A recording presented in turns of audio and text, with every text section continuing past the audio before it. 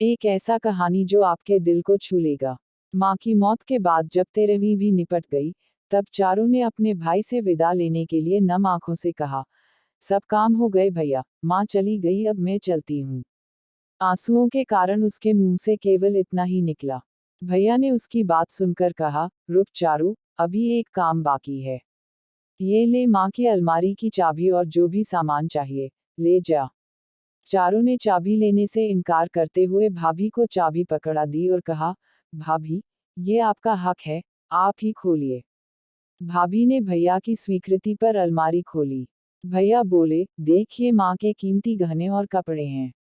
तुझे जो लेना है, ले जा, क्योंकि माँ की चीजों पर बेटी का हक सबसे ज्यादा होता है। चारू ने उत्तर दिया, भैया, मैंने हमेशा यहाँ इन गहनों और कपड़ों से भी कीमती चीज देखी है, मुझे वही चाहिए। भैया ने पूछा, तू किस कीमती चीज की बात कर रही है, चारू? हमने माँ की अलमारी को हाथ तक नहीं लगाया, जो भी है, तेरे सामने है। चारू ने कहा, भैया, इन गहनों और कपड़ों पर तो भाभी का हक है, क्योंकि उन्होंने माँ की सेवा बहू नहीं, बेटी बनकर की है। मुझे तो वो कीमती सामान चाहिए जो हर बहन और बेटी चाहती है।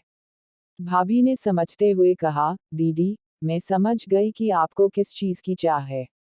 आप फिक्र मत कीजिए, माँ के बाद भी आपका ये मायका हमेशा सलामत रहेगा। पर फिर भी माँ की निशानी समझ कुछ तो ले लीजिए।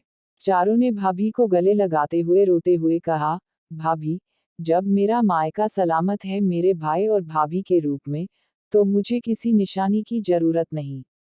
फिर भी आप कहती हैं तो मैं ये हंसते खेलते मेरे मायके की तस्वीर ले जाऊंगी, जो मुझे हमेशा एहसास कराएगी कि मेरी माँ भले ही नहीं है पर मायका है। यह कहकर चारू ने पूरे परिवार की तस्वीर उठाई और नम आंखों से सबसे विदा ली।